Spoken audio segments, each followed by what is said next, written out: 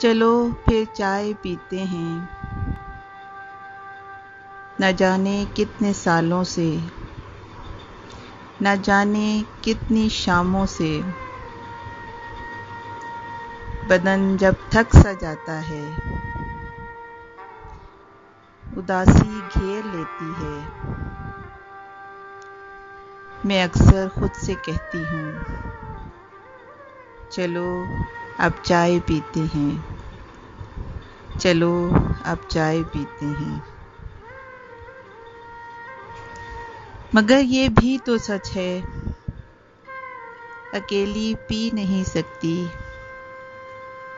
तुम्हारे नाम का एक कप हमेशा साथ होता है। न जाने तुम कहाँ होगे, मगर हाँ साथ देते हो। यही आदत है अब मेरी, अकेले मैं नहीं पीती। कि शिकवा तुमसे क्या करना,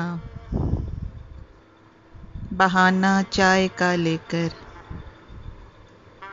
चुरा लेती हूँ तुमसे तुम्हारे साथ के 2 पल। कि तन्हा शाम ढल जाए, कुछ तन्हाई कट जाए,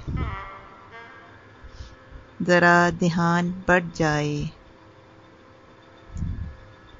यही बस सोच कर मैं चुपके से खुद को कहती हूँ,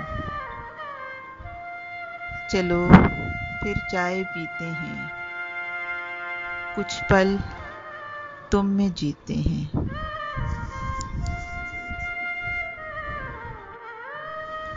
Subscribe my channel Urdu Poetry Dil Kiya was for all kind of heart touching poetry. Don't forget to subscribe my channel.